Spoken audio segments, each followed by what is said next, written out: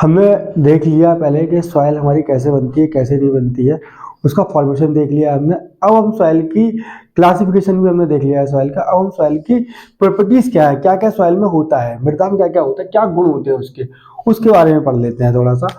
देखो, पहले हमें 3 फेज डायग्राम सॉइल में हमारा हमेशा बनाते हैं हम लोग, जिसमें सबसे पहले ऊपर होता है एयर, नीचे वाटर और फिर उसके नीचे सॉलिड होता है।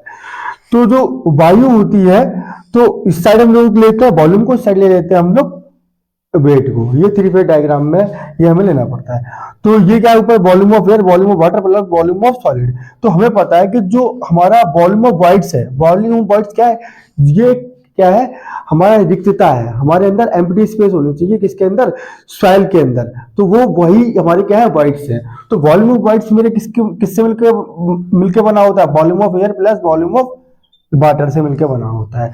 हमारे हवा के आयतन से और पानी के आयतन से हमारा क्या बना होता है, जो कि जिसको हम रंध्रता भी कहते हैं या रंध्रों भी कहते हैं, वॉइड्स जो कहते हैं, से जो है हमारा इसमें हवा और जो है पानी होता है तुम्हारा।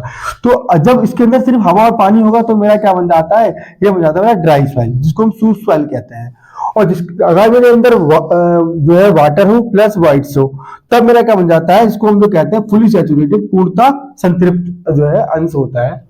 और इसके अंदर अगर मतलब एयर भी रहेगा, वाटर भी रहेगा और वाइट्स भी रहेगा, तो ये मेरा पार्शली सैचुरेटेड सॉइल कहलाएगा मेरा। तो देखो, अब हमने ये देख लिया हमने। अब देखते हैं इसमें, देखो वॉल्यूम ऑफ वाइट्स की हम बात करेंगे तो वो हमेशा ज्यादा होंगे किसके, फाइन ग्रेन में। और वॉल्यूम ऑफ वाइट्स हम कोर्स ग्रेन में हमारे क्या होंगे, ये मतलब ये ज्यादा होंगे, और वॉल्यूम ऑफ वाइट्स मेरे फाइन ग्रेन में क्या होंगे, कम होंगे। नंबर ऑफ वाइट्स की जब बात करेंगे तो हम क्या है, फाइन ग्रेन में ज्यादा होता है और कोर्स ग्रेन में हमारे क्या होते हैं, कम होते हैं। नंबरों की बात करेंगे तो फाइन ग्रेन में ज्यादा, और वॉल्यूम की बात करेंगे तो हमारे कोर्स ग्रेन में ज्यादा। तो ये हमने देख लिया यहाँ पे। अच्छा, एक चीज और है इसमें, देखते हैं जब हमारा वाटर कंटेंट क्या होता है। वाटर कंटेंट क्या होता है, वो होता है wait of water upon weight of solid. Wait of water upon weight of solid होता है, जिसको हम लोग W से डिनोट करते हैं, W से डिनोट करते हैं, इसको जलांश कहते हैं, जिसको हम लोग कहते हैं जलांश। अच्छा, वाटर कंटेंट और वेट ऑफ सॉइल दोनों में अंतर होता है, वो हम लोग अभी देखते हैं कैसे क्या अंतर होता है। तो वाटर कंटेंट और हम इसमें जो डिफरेंस देखते हैं वो क्या है, W डैश की बात करेंगे तो वेट ऑफ वाटर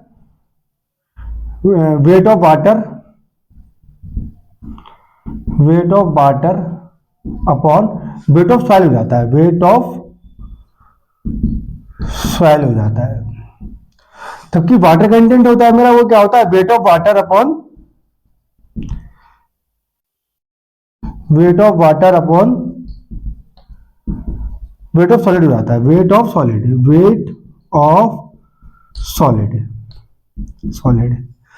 अच्छा, हमें पता है जो हमारी जो सॉइल है, जो वेट है हमारा, वो हमने क्या पढ़ा था 3 फेज डायग्राम में। हमने देखा था यहाँ पे कि इधर ऊपर हमारा था एयर और इधर था वाटर और यहाँ पे था मेरा सॉलिड।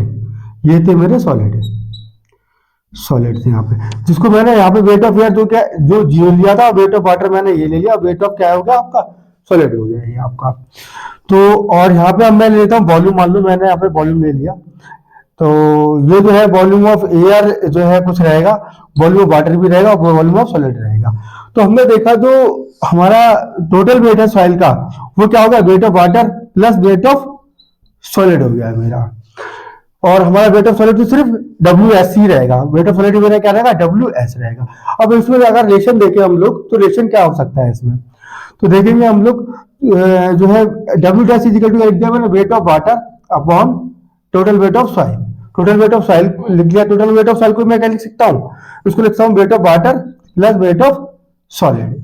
अगर मैं वेट ऑफ वाटर को एक दूसरे ऊपर नीचे डिवाइड करूँ वेट ऑफ वाटर से, तो ये क्या आ जाएगा, wait of water upon weight of water plus wait of solid upon weight of water. ये इससे कट जाएगा, ये इससे कट जाएगा, ये जो है इससे कट जाएगा आपका। ये W dash is equal to क्या आ जाएगा, 1 प्लस 1 अपॉन ये WS upon weight of solid upon weight of water. इसको मैं क्या लिख सकता हूँ, वाटर कंटेंट लिख सकता हूँ, क्या लिख सकते हैं इसको, वाटर कंटेंट। तो ये आ जाएगा आपका W dash is equal to ये आ जाएगा 1 W plus 1 upon W is equal to ये ऊपर चला जाएगा W dash equal to W upon 1 plus W. ये हमारा रिलेशन होता है जो कि हमारा वेट ऑफ सॉइल और वेट वाटर कंटेंट के बीच में होता है। ये एग्जाम में पूछा जाता है आपको। अब हम लोग देखते हैं वॉइड रेशियो। वॉइड रेशियो क्या होता है? वॉइड रेशियो क्या है? आपका रिक्तता अनुपात। रिक्तता अनुपात जो कि होता है volume of void upon volume of solid होता है मेरा। तो मुझे पता है ये मेरा क्या है, वर्ड्स मेरे किससे बने होते हैं? वाटर के मतलब जो रिक्तता होती है, एम्प्टी होती है, एम्प्टी स्पेस होता है, उसको हवा या पानी से भर सकते हैं। अब हम लोग देखते हैं इसी तरीके से पोरोसिटी। पोरोसिटी क्या है? इसको हम लोग ई से डिनोट करते हैं। और पोरोसिटी क्या है? पोरोसिटी सांद्रता कहते हैं, इसको सांद्रता कहते हैं, और इसको हम लोग नीटा से डिनोट करते हैं। ये क्या होता है आपका? ये होता है volume of voids upon total volume of soil. Total volume of soil इसमें भी जो रिलेशन होता है वो हम लोग देख लेते हैं अभी यहाँ पे। तो हमें पता है कि जो नीटा इज इक्वल टू क्या होता है? Volume of voids upon total volume of soil. और हमें पता है टोटल वॉल्यूम ऑफ सॉइल मेरा किससे मिलकर बना होता है? Air plus water. मैं इसको क्या लिख सकता हूँ? Volume of voids.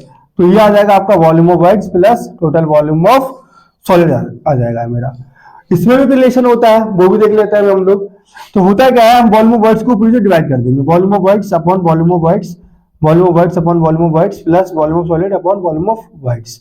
ये आपका नीटा आ जाएगा। इससे ये कट जाएगा, इससे ये कट जाएगा। आपका नीटा इज इक्वल टू आ जाएगा 1 अपॉन 1 प्लस ये आ जाएगा volume of solid upon volume of voids. तो ये जो है आपका हो गया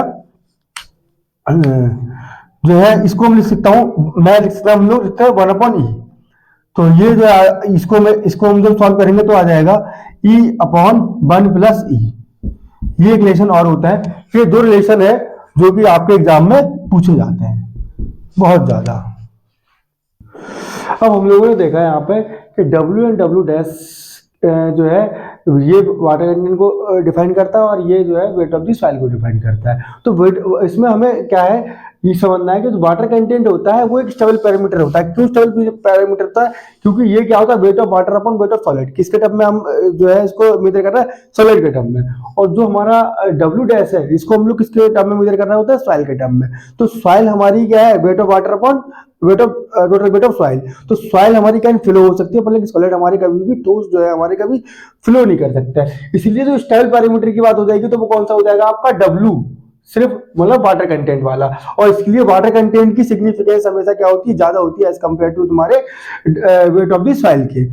पर लेकिन हम इसकी वैल्यू देखें तो डब्ल्यू जो होता है इक्वल टू ग्रेटर देन 0 हो सकता है। मतलब हमेशा जो वाटर कंटेंट है वो मेरा क्या 0 से ज्यादा हो सकता है। पर लेकिन अगर डब्ल्यू की वैल्यू अगर मेरी 0 होगी तो मेरी सॉइल कैसी हो जाएगी? मेरी ड्राई सॉइल हो जाएगी। ये बात आपको अच्छे समझ में आ गई होगी। इसी तरीके से क्या है मेरा पोरोसिटी एंड वॉइड रेशियो। तो पोरोसिटी और वॉइड रेशियो हमें पता है। तो हमने जो पोरोसिटी है इसको हमने नीटा से नोट किया था। ये क्या था आपका? Volume of void upon total volume of soil. Total volume of soil था। और ये क्या था आपका? वॉल्यूम ऑफ वॉइड्स जो ई था आपका वॉइड रेशियो था वो क्या था? Volume of voids upon total volume of solid था। वॉल्यूम ऑफ सॉलिड था। तो ये क्या है? इन दोनों में देखेंगे तो ये किसके टर्म में मेजर किया है? सॉलिड के टर्म में। और किसको मेजर किया है? सॉइल के टर्म में। तो सेम टू सेम यहाँ पे इंपॉर्टेंस किसकी ज्यादा होगी? दिख रहा है आपको? वॉइड रेशियो की। किसकी ज्यादा इंपॉर्टेंस होगी? वॉइड रेशियो की। ये एक स्टेबल पैरामीटर होगा। ये कैसा होगा आपका? स्टेबल पैरामीटर होगा। स्टेबल पैरामीटर होगा। और इसीलिए इसकी फिजिकल सिग्निफिकेंस, ई की फिजिकल सिग्निफिकेंस क्या होगी? ज्यादा होगी मेरी एज कंपेयर टू पोरोसिटी के। फिजिकल सिग्निफिकेंस भी इसकी ज्यादा होगी। ये बात आपको जानने के लिए अब याद रखना, मेरे सॉइल के अंदर हमेशा ई जो है मेरा ग्रेटर देन क्या होगा? 0 होगा मेरा। हमेशा क्या होगा? ई हमेशा 0 ग्रेटर देन 0 होगा। कभी ई 0 भी नहीं हो सकता है। ये बात आपको, कभी ई 0 भी नहीं हो सकता। अगर 0 हो गया तो वो मेरी सॉइल नहीं रही, वो क्या बन गई आपकी? मेटल बन गई आपकी। और जो नीटा की वैल्यू है मैंने आपको बताई थी, नीटा इक्वल टू क्या रिलेशन निकल के आया था? ई अपॉन ई प्लस 1।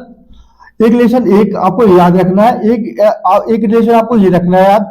इसको हम जब उसको सॉल्व करेंगे तो ई इक्वल टू नीटा 1 माइनस नीटा। एक रिलेशन आपका ये आ जाता है। एक रिलेशन और आता है आपका 1 माइनस नीटा equal to 1 upon 1 plus e. ये 2-3 रिलेशन है जो कि आपको याद रखने हैं। इसके बाद देखते हैं हम लोग, देखते हैं तो देखो पहले पानी क्या होता है? पानी जब पहले सॉइल मेरी कैसी हुई, ड्राई ड्राई सॉइल होती है, जैसे जैसे उसमें बढ़ेगा तो फिर उसके अंदर क्या होगा, ह्यूमिड आएगा, फिर 0 से 25% पानी बढ़ेगा तो ह्यूमिड आएगा, फिर 25 से 50% बढ़ेगा तो क्या आएगा, डैम्प हो जाएगा, फिर 50 से आपका 75 हो जाएगा तो मॉइस्ट हो जाएगा, फिर वेट हो जाएगी। जब मेरी 99% पे भी अगर सॉइल पूछा जाए आपसे कि कैसी होगी तो आपकी वेट रहेगी, पर लेकिन 100% जब मेरी पानी की अवस्था उसमें 100% नहीं आएगी तब तक वो सैचुरेटेड नहीं होगी। तो ये आपको याद रखनी है। और सैचुरेटेड क्या होता है, डिग्री ऑफ सैचुरेशन, जिसको हम लोग कहते हैं century tons, degree of saturation, degree of saturation, ये क्या होता है, सैचुरेशन। इसको हम लोग ऐसे नोट करते हैं, ये होता है volume of water, volume of water,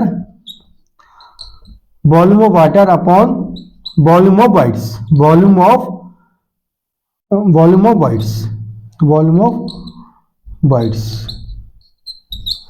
तो ये एस क्या है, ये आपको ये बात ध्यान रखनी है, एस जो होता है हमेशा इसकी वैल्यू 0 भी हो सकती है और इसकी वैल्यू हमेशा क्या हो सकती है, 1 भी हो सकती है। एस की वैल्यू अगर 1 होगी तो सैचुरेटेड होगी, और एस की वैल्यू अगर 0 होगी तो वो क्या हो जाएगी, मेरी ड्राई सॉइल हो जाएगी। ये क्वेश्चन कई बार आपसे पूछा जाता है इसमें। अगर ये एस की वैल्यू अगर आपको याद रखनी है 0, ना तो ये 0 और 1 के बीच में हो, या 0 और 1 के बीच में हो, तब मेरी सॉइल कैसी होगी, पार्शली सैचुरेटेड हो जाएगी, पार्शली सैचुरेटेड हो जाएगी। ये भी क्वेश्चन पूछा जाता है आपको, सैचुरेटेड हो जाएगी, ठीक है। इसके बाद जो है एस,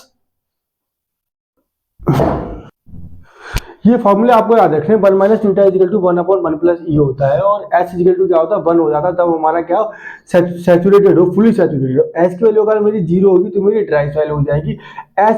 एस अगर मेरा क्या हो जाएगा, 0 और 1 के बीच में होगी तो मेरा क्या होगा, ये मेरा सैचुरेटेड की स्टेट होगी। पार्शली सैचुरेटेड कब होगा, मेरा 0 और 1 के बीच में, ना तो वो 0 होगा, ना तो कभी 0 हो सकता है, ना ही वो पूरा 1 हो सकता, तब मेरा पार्शली सैचुरेटेड होगा। तो ये हमने देख लिया कि जो है आपका ये, और ई इक्वल टू क्या होता है, नीटा अपॉन 1 माइनस नीटा होता है। ये सारे रिलेशन जो है आपको याद रखने हैं और कई बार एग्जाम में पूछे जाते हैं आपको। अब हम लोग देखते हैं एयर कंटेंट क्या होता है, जिसको बायोबुएंसी भी कहते हैं। एयर कंटेंट क्या है, volume of air upon volume of wides. मतलब क्या है कि हमारा जो है कितना हवा का आयतन और कितना हवा का हम लोग के रंध्र प्रेजेंट है किसमें, एयर कंटेंट में। तो ये क्या होता है, रिलेशन भी होता है एस और एसी के बीच में, जो क्या होता है, S plus AC equal to क्या होता है, 1 होता है। आया कैसे, उसको देख लेते हैं हम लोग पहले। तो हमें पता है कि एसी क्या होता है, एयर कंटेंट क्या होता है मेरा, volume of air upon volume of voids. तो हमें पता है जो वॉल्यूम ऑफ वाइड्स होता है मेरा, वो मेरा किससे मिलकर बना होता है, वॉल्यूम ऑफ एयर प्लस किससे मिलकर बना होता है, वॉल्यूम ऑफ एयर, और मैं कह सकता हूं उसको वॉल्यूम ऑफ वाटर से। तो मैं यहाँ पे एयर की वैल्यू निकाल सकता हूँ, volume of air equal to क्या होता है, volume of voids minus volume of water. तो एयर कंटेंट मेरा क्या हो जाएगा, ये हो जाएगा मेरा volume of voids minus volume of water upon volume of voids. जब मैं इसको सॉल्व करूंगा तो ये क्या आ जाएगा आपका, air content equal to volume of voids upon volume of voids minus volume of water upon volume of voids. तो ये इससे कट जाएगा, ये आ जाएगी आपका S equal to 1 minus volume water upon volume voids. क्या था आपका, एस था। तो यहाँ पे वैल्यू आ सकती है AC plus S equal to क्या आ जाएगा, 1, जो भी रिलेशन मैंने आपको यहाँ पे बता दिया है। एसी प्लस एस की वैल्यू कितनी होती है मेरी, 1 होती है। इसी तरीके से क्या होता है, इसकी वैल्यू मेरी 0 भी हो सकती है और 1 भी हो सकती है, क्योंकि एयर कंटेंट हम किसमें भर रहे हैं, वाइड्स के अंदर।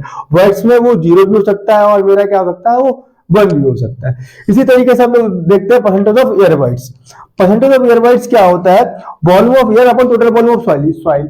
यहाँ पे हमने वाइड्स की बात की थी, हवा को हमने जो हमने आयतन हवा का किसके कंपेयर में किया था, सॉलिड के, वाइड्स के कंपेयर में। अब हम सॉलिड के कंपेयर में करेंगे तो इसको हम लोग देख सकते हैं, एक रिलेशन हमारा इसमें भी निकल के आ जाएगा, है क्या आपका, Na इक्वल टू क्या है, volume of air upon total volume, total volume. इसको अगर मैं वॉल्यूम ऑफ वाइड्स से मल्टीप्लाई कर दूं ऊपर नीचे, volume of wides into volume of voids, तो ये Na की वैल्यू क्या आ जाएगी आपकी, ये आ जाएगा volume of air upon volume of voids, volume of voids multiply volume of voids upon total volume.